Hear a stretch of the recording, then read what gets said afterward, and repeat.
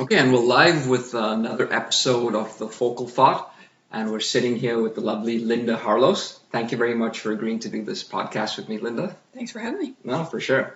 I'm really excited to get into this topic because parenting is one that is grossly misunderstood and needs awareness and education, and I believe on both the side of the parent as well as the child. And I want to start off by asking you, so you've got your book that's come out, I Was a Perfect Parent, and I love that title. Can you explain a little bit why you chose that title of the book? And also, without getting into too much content of the book, what's the book about? Okay, well, I was a perfect parent, ... then I had kids, is realistically just my way of kind of going, you know what, I thought I was going to have parenting down pat before I had kids, and then they came along and I realized I knew probably only a third of what I thought I knew, because kids are very different. Yeah. Parenting styles are very different, so the partner you're going to pick is going to make some things different. So anyway, all the things I thought would never happen in my family, teenage pregnancy, having somebody gay, struggles with religion, sexual, orientation issues, drug problems, all of those things, I thought that would never happen to me, ended up happening to our family. Sounds like the making of a good movie. Well, it's making of a good family, because it ended up being great at the end of it, because we have a very close-knit family, but we've been through a lot. So Yeah. Realistically, the book is about some of the things that I went through, some of the nitty-gritty things that we think that we know, and all I do is give a thought process, a jumping start point for you to think about your parenting skills, to see whether or not maybe there's another way that you could be doing something. Just to get people to think outside of the box, because sometimes what we're doing is good, but there could be a better way. Yeah. Or sometimes what we're doing just isn't working, and we need somebody just to kind of give us some thoughts. None of this is carved in stone. None of this means that the way I parented is the only way to parent, because it's not. But we all just need to get outside of our comfort zone and sometimes think about things a little differently. So that's what the book is basically about. Okay. And do you have any sort of a formal education with the parenting, or is this things you learned being a parent and, through experiences in life? 90% of it is the hard knocks, Good. and 10% I am also a certified family coach. Okay. Yes. And being a certified family coach, what would that entail? That means I took a course on basically how to help parents through the issues by showing them how to set goals, how to figure out what it is that the issues really are, and then showing them different ways that they might be able to work around that. Now, coaching is by nature itself no advice. Coaching is basically just asking you questions and helping you reach your goals. So I combine that with my experience, and if they're ready and willing to hear my advice, Yeah. then I throw them a section of the book, because that's basically why I did that. Okay. And in the book, would it specifically focus on any topic or subject, or is it just sort of general? All kinds of topics. There's actually, I counted them a couple of while, 36 different topics in the book. Okay. Yeah, some of them are longer, some of them are shorter. It's just a fairly quick read. And to me, what I want to do is challenge the audience to make sure that they understand that they're not going to agree with me. As a matter of fact, I want them to disagree with me on something, because if they're not, then they're not parenting with purpose. Because how you parent is going to be completely different than I parent, because of who your partner is, who your kids are, who you are, your religious background. So many things will be governing how you parent. So Yeah. you shouldn't agree with everything I say. Correct. So the book is really just there to just help you jumpstart into thinking about things outside of that box. It's almost like a template. It's a starting structure. Yes. And then you veer off that. Yes. Okay. And then it's got, my personal stories in there, little bits in here and there, so you can see why I think the way I think, which will also, I'm hoping, allow you to go, okay, well, we are not that way, so that's not going to work for us, but maybe she said this might work. So that's really kind of the general gist of it. Nice. Okay. So what I feel, and you can correct me if I'm wrong, a lot of people get into parenting based on sort of like a fairy tale wish that they had maybe growing up. They wanted to get married, they wanted to have kids, they wanted to have the white picket fence, etc., all of that. And theoretically, it happened with me as well. They said, I'm going to be the greatest parent on earth.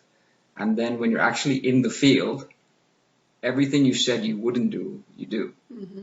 So I'm thinking maybe 8, 9 out of 10 parents, even though their intentions are good, theoretically they might have it all figured out. When it comes time to being practical, and again, when you're in the field and everything blows up around you, if you didn't have that insight or sort of that education or that backdrop or just a little bit of reading that could have helped you in that situation, you might be better off. So is it fair to say that all parents, even though they have good intentions, should sort of stop the clock and do a little bit of research or do some education or some thinking about this?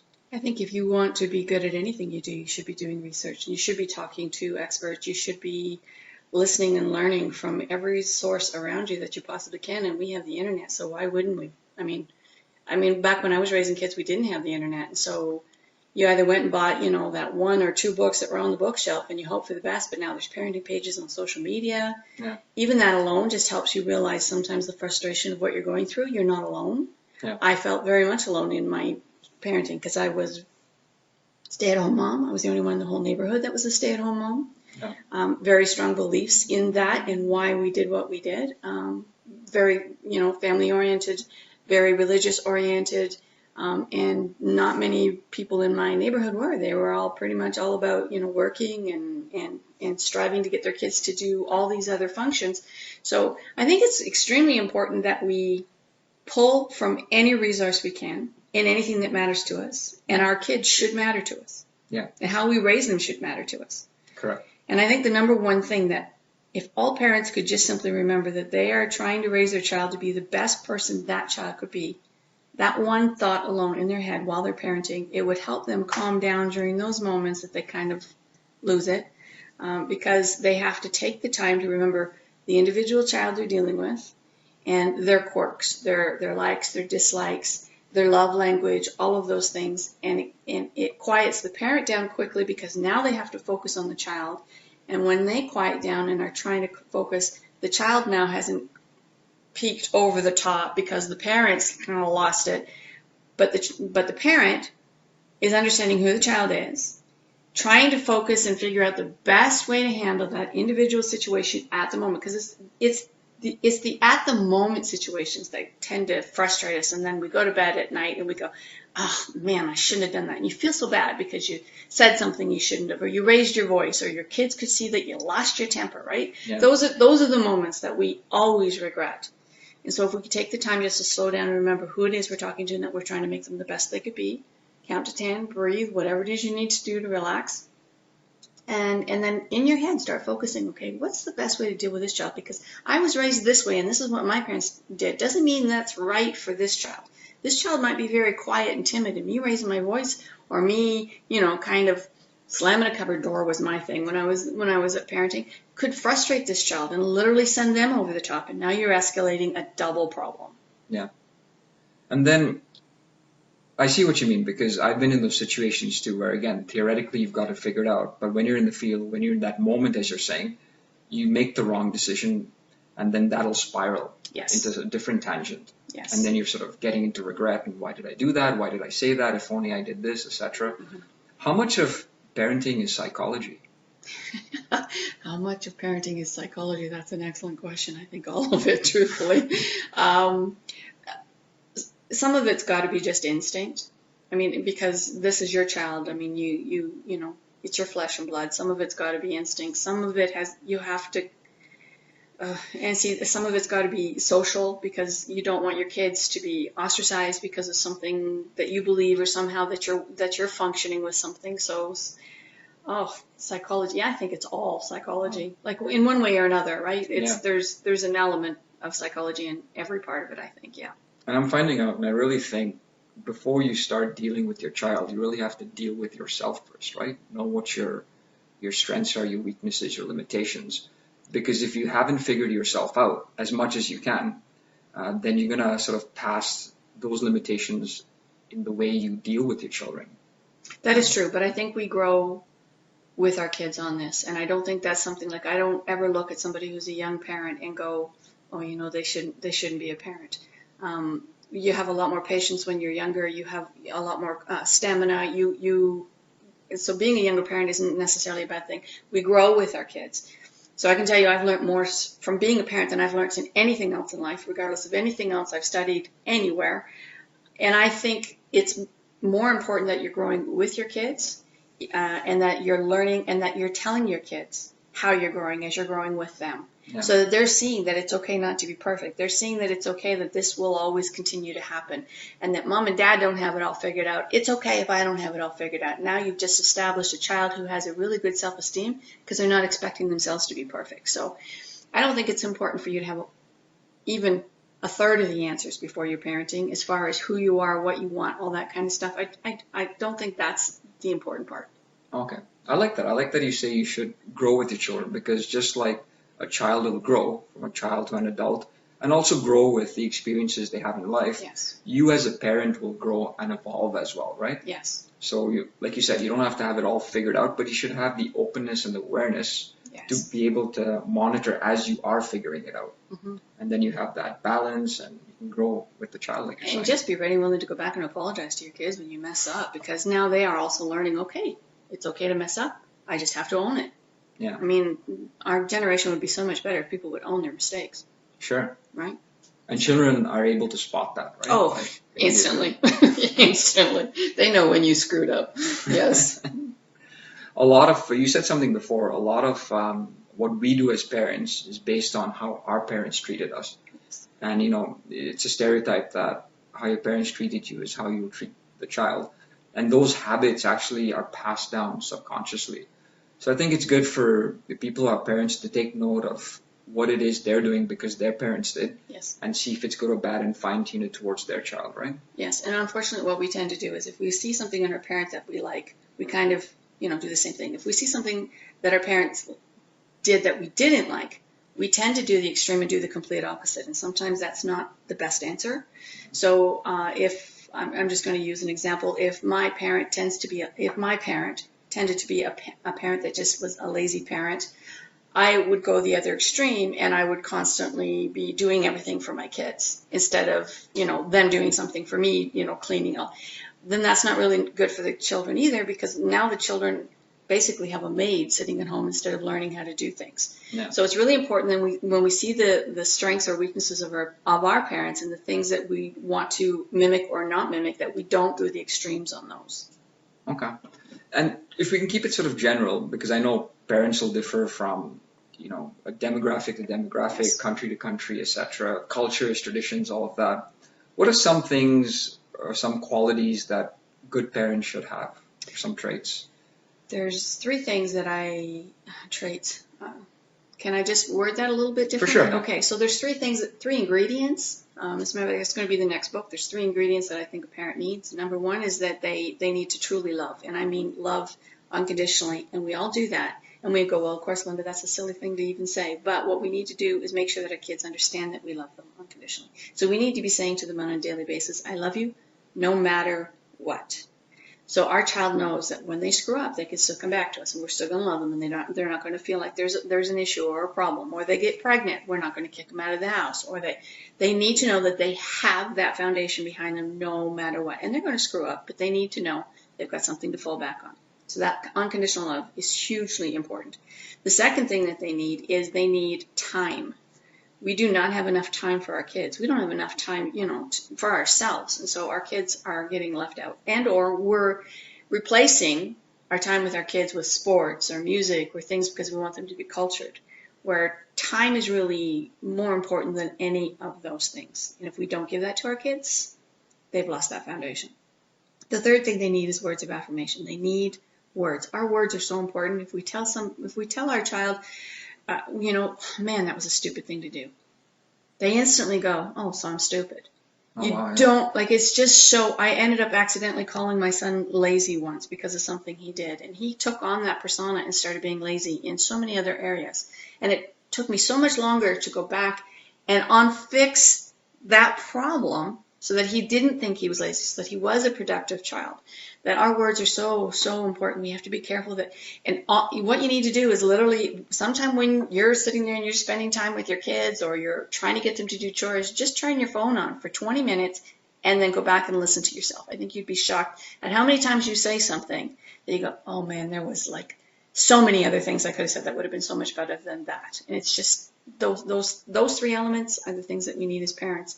You have those three. If you're thinking about those three things, you'll be a great parent just because you're even asking the questions. So Nice, that's great. right? And there's an old saying that sticks and stones will break my bones, but words will never hurt me. And I don't think that's true at all. It is not true. Words can be stronger than the sticks and stones. More, yes, absolutely. Physical wounds can heal, but you never forget when somebody said something horrible to you. Ever. You just don't forget it.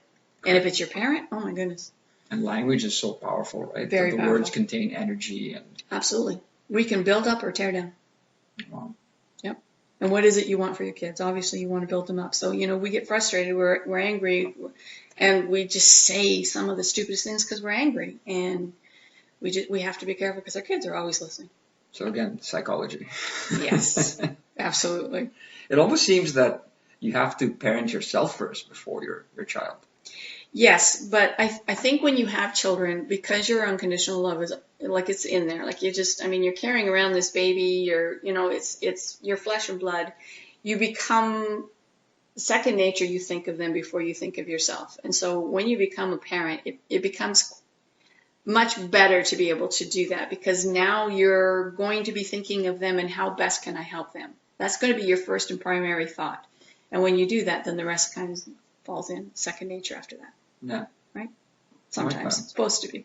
Not always. I forget where I read this, but one thing I try to do is rather than see my children as they are, I try to see them as the potential that they could be. Absolutely. Any thoughts on that? Or? Well, I think it's really important, and this is where I was saying you've got to really know your children. So for me, if you have a child who tends to be a very timid child, you want to do what you can to try to help that child learn to have some backbone, right? Whatever that might be. So I think it's really important for us to notice that yes, she's timid, but what could I do to give her a better potential to be better at what I see in her weaknesses without pointing out her weakness, because you don't want her to feel inferior because she happens to be timid, but you don't want people walking all over her.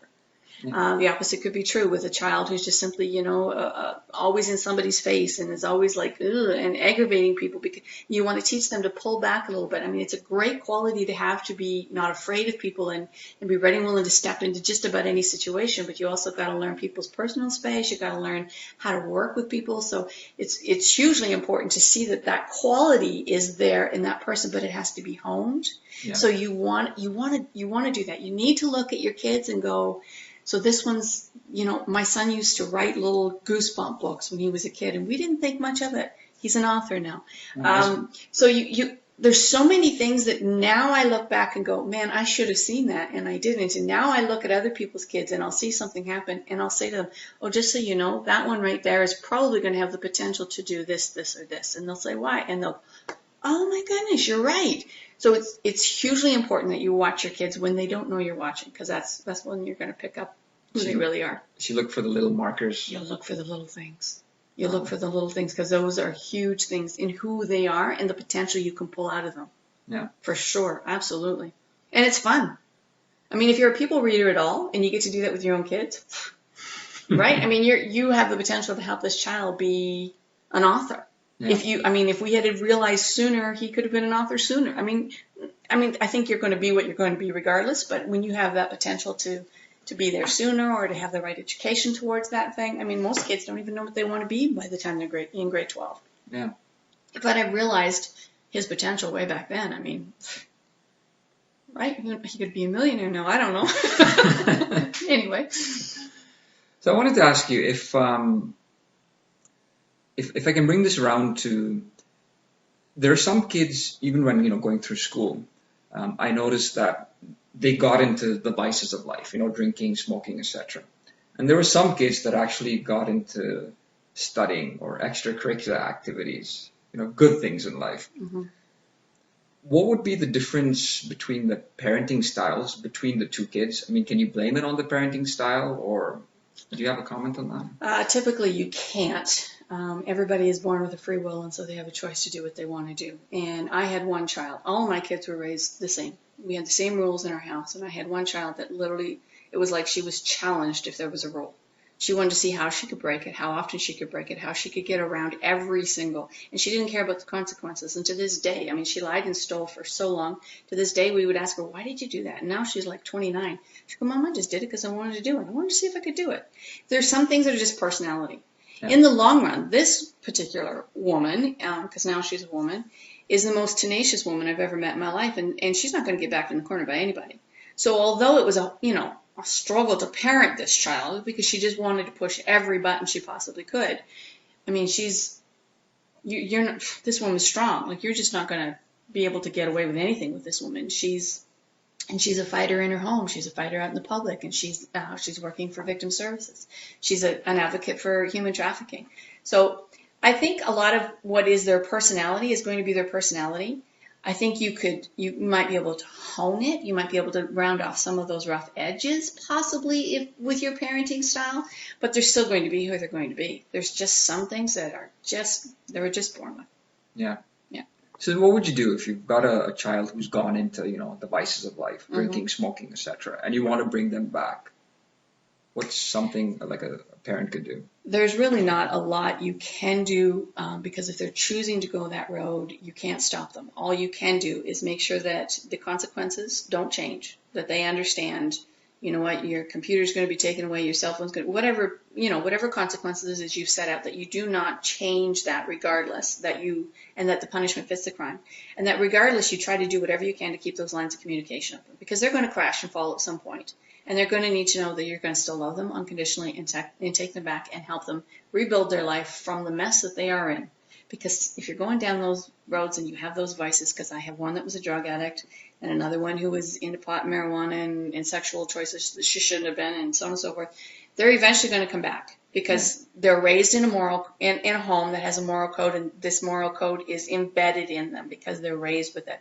And even though they don't, faith-wise, have exactly the same faith I do, they still have that moral code. So eventually they'll come back and they'll go, you know what, this isn't the right way to live. Mom and Dad aren't living that way. Look at their lives. And they start looking around at other people's lives and going, yeah, I definitely made some wrong choices. People will eventually begin to understand when they've made wrong choices. What they need to know is that they've got somebody they can come back to when they want to try to go down the right path again. People will either look and learn or live and learn. Yeah. So the people who live and learn have to go down, and usually are the ones that are going to try the vices because they need to live it to see it. Yeah. And then there's other ones who will look and go, oh, I'm not doing that. So you have to keep that unconditional love always, 24/7. Always, 24/7. As hard as it can be. As hard as it can be hard. It can be hard. It absolutely can. And tough love is, I mean, my one son, was a drug addict, and the only time we ever threatened to kick him out of the house was when I thought he had physically hurt my other child, because it's not my other children's fault that he's into drugs. Yeah. But I had always said, you know what, if I have to kick you out of the house because you're doing something to the other kids, I'll kick you out, but I'll find you and I'll feed you. Yeah. Like, I'll make sure you're fed, but you will not hurt the other kids because this is not their fault. So that I was leaving that unconditional love open, and if you smarten up, you're welcome back. We never did have to kick him out, thank goodness, but he knew that was a huge possibility, and I would have done it because the other three didn't deserve that. Yeah. I like that, find you and feed you, because it balances both sides of tough love. The find you is the tough part, and the feed you is the love part. Yes. That's great. I've always felt that with being a parent, there's a balance again of the parental role, which is the authoritative figure, and the friend role. And you don't want to be too extreme. You don't want to only be the authority person. You don't only want to be the friend, because then, things like discipline can slide. You have to find that balance point, and I don't think it's necessarily in the middle. It has to be sort of like a pendulum. It should swing. It does swing in certain categories. It does swing, and the best way to do that is to understand that when you're doing things that you are parenting, that you're teaching them something, that is when you're the disciplinary. So you want to make sure that they learn house chores. You want to make sure that they're doing their homework. You want to make sure that they respect people, so that those things will come into place. But then you have home private time, game night, or whatever it is that you do, that's your fun time, and that's geared for fun. And even if they screw up and they happen to swear, or they happen to disrespect you or whatever, you just kind of look at them sternly. You shouldn't do that, but you leave it. Like that's not the moment or the time to be training them per se. You don't let them get away with it per se, but you don't go at them about that. So I think it's really important that I don't think parents are typically friends with their children until the children are adults. Yeah. Like, I just don't think we need to understand and remember that we are the parents. We are their example all the time, even when they're adults. But then you can become friends because then they start talking to you openly about their lives. They have a separate life. They've moved out. They're doing their own thing. My husband and I listened to Kevin Hart yesterday, and he actually has a whole thing on there where he says the woman tends to be the disciplinary and the dad tends to be the fun one. And in our house, that was very much true. I think that happens in couples where there'll be one that is much more disciplinary and one that's much more fun. Like good cop, bad cop kind of scenario. Yeah, and that actually gives a fairly decent balance as well. But there's problems with that as well because, I mean, I remember being resentful because I wasn't the fun one, right? It's like, geez, I was always the one that was making sure that everything got done, and I was always the one that had to, come up with the consequence, and he'd come up with the consequence, and we'd have to change it because it would be a stupid consequence, like it just didn't fit the crime. I felt like I was parenting him sometimes, to be truthful with you. But so sometimes that, if you have one parent that's one way, that will give a bit of a balance. But I think it's a better thing if both parents try to, because I don't know, you don't want to be the one that your kids look at and go, ugh, dad's such a bore, right? Yeah. You just don't want that. But on the other hand, my kids don't think I'm a bore, but I know that there was days that it was frustrating because I was the disciplinary one. But a balance would be a great idea, but I think it definitely, like you said, it's not, you can't do both at the same time. Yeah. So find those times that you can just be family and fun and do things, have conversations, have movie nights, like whatever it is you need to do. And then there's times that you're definitely parenting and you're showing and you're teaching and you're doing all those things. Correct, yeah. And friendship, the relationship with friendship is important because that's where openness comes from. You share the secrets, the stories, and you don't have any fear of being judged. And then you want that to complement the relationship of the parent because once you've been open about a certain situation, when you need the comfort and trust, that's when you go to the parent, right? Yes. For advice, etc., things like that. I think the one thing that people probably fault me on most about anything in my parenting is how open I am. I'm an open book, and I have been. I've always been that way. I just don't think it's a great idea to hide behind anything. So my kids have always known my faults, my flaws, how I've screwed up. They've also known, if I've been proud of something about myself or something I've accomplished. They know everything. And I've always tried to encourage them to do the same. And teenagers will go through a stage where they don't. They clam up and their life suddenly becomes very secret and private, and they don't really want to share that with you. But as long as you keep those lines of communication open and you keep telling them, guess what I did today? I kind of screwed up here. Look what I did over here. Whatever it might be, your kids are seeing that you are being that real human being with them, and that's really what a relationship is being real with each other. Yeah. Right. So if your kids will see that even if they're not being there, and there'll be a section of time where they're not, but just keep those lines of communication open and keep those traditional habits going, like movie nights and game nights and those kind of things. And even if they say, I don't want to tonight, just say, you know what, just kind of spend 20 minutes with me. Just 20 minutes because mama's heart's going to break if you don't spend 20 minutes with me. Put it on you. But you're doing it because you're trying to keep those lines of communication open. So. Correct. Yeah. Yeah. And then once they have that confidence, because it's important that, if you're only showing them the strengths, you're giving them a very biased view of the world. Absolutely, yeah. But if they see the weakness, not only will they see that you're being honest about the weakness, but then also they will see how you overcome that weakness, right? And that's a lesson to learn for them as well. Absolutely. That's probably one of the bigger lessons to learn. And that's the thing, and that's why, we're never going to be the perfect parent. Because perfect people just don't exist. Yeah. And it's important that your kids see that, know that, and that they see your growth in everything that you're doing, whether it be, parenting, which is, it's forever. I mean, I've got older kids and I'm still learning, or whether or not it's with your career, or whether or not it's with how you cope with something that's frustrating you, or, your taxes, or any of those things. So the kids need to see all of that. So being an open book is a huge way just to make that so simple for them to see. Yeah. One thing I noticed with my kids is if I tell them to do something, they won't do it as easily as if they see me do it. So, for example, something as easily as, eat your vegetables. If they see me eating the vegetables, they'll eat it easily, right? Absolutely. They won't put up with the fight. And, this has happened in different things with activities, nutrition, etc.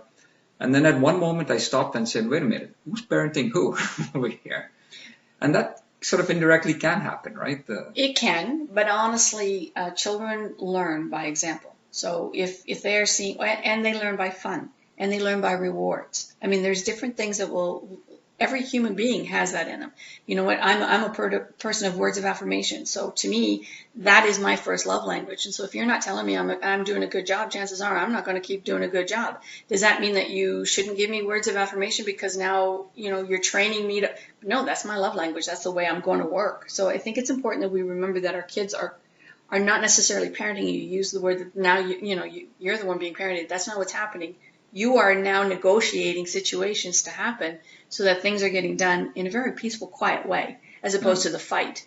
That automatically makes it better. So it doesn't really matter how you're doing it, as long as you're not, making them fat with bribing them with junk food or something. But I mean, that's just common sense, right? So it's important that you don't feel guilt over those kind of things, or feel like they're winning, because at some point in time, something will happen. Who knows what it will be? Because every child will be different. But at some point in time, something will happen. Well, you're definitely seeing that they're trying to push you, and that's when you push back and go, no, you can't do that. You just can't do that. The boundaries are here. Yeah. But for right now, those boundaries are minor things, right? You're getting down on the floor and you're putting toys away with them.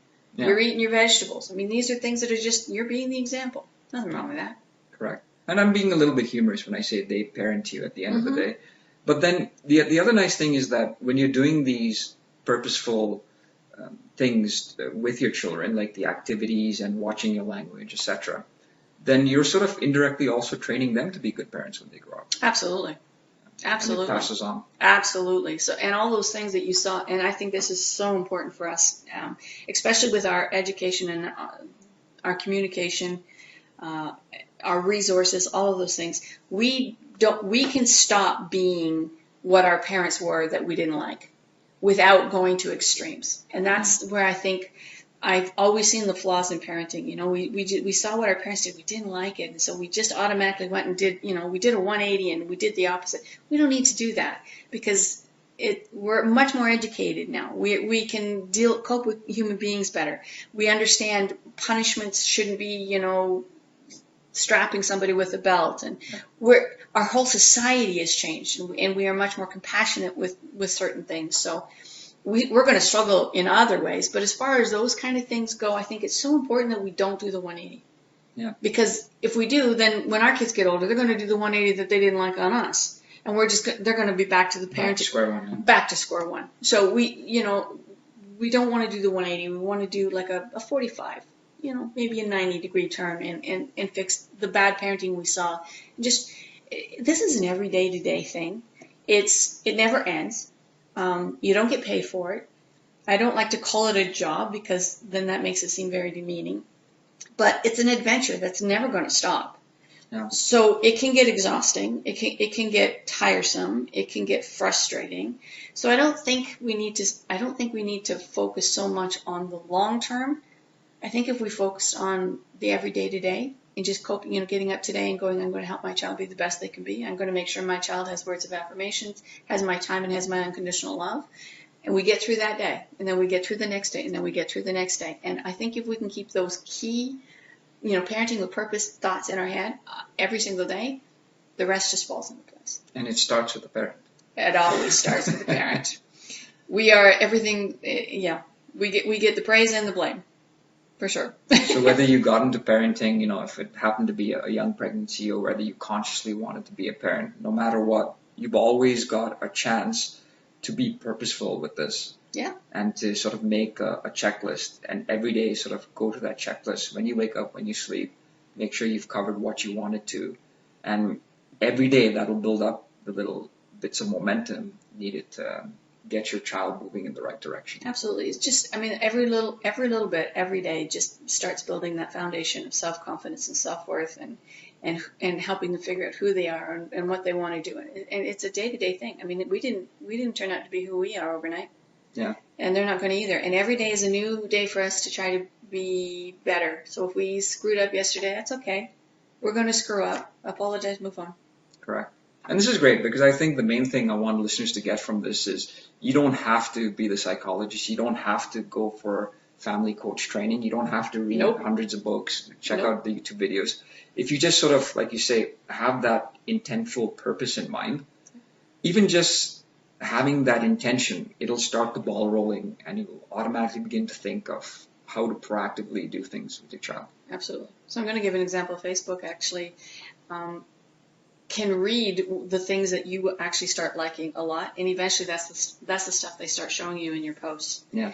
That's actually what happens to our kids. We start feeding into our kids the things that we want them to see, hear, do, live, appreciate, and it becomes a snowball effect. The same kind of, they're going to start living out what it is they see you do, what they see you saying, how you're acting towards them.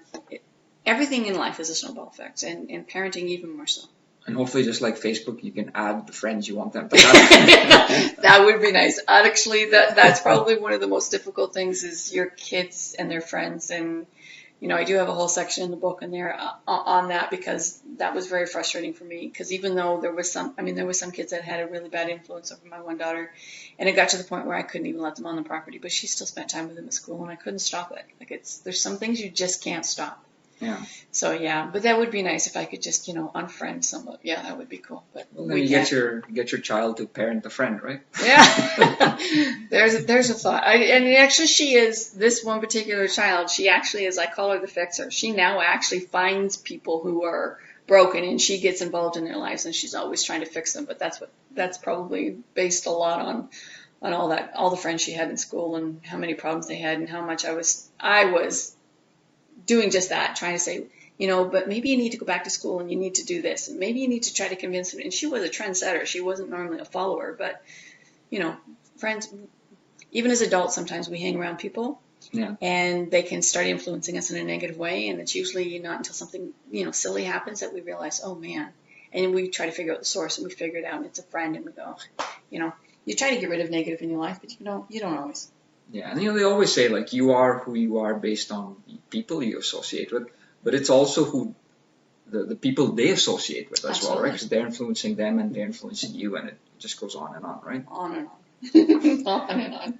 Thank you very much for the podcast. I learned a lot today. Good. And if people wanted to reach out to you on social media, where's the best place?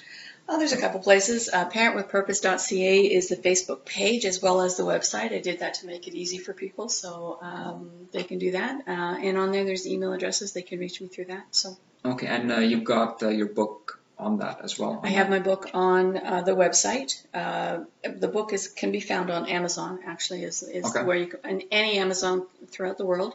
I don't have it in any other language at the moment. It's only in English, but you can find it through any Amazon, so .ca.com. In the UK, anywhere.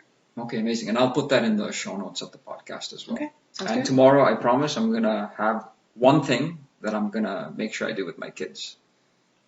Well, just make sure you do those 3 things. Spend a little bit of time with them. Make sure you give them words of affirmation, and make sure you've told them that you love them no matter what. Amazing. Thanks very much, Lynda. You're welcome.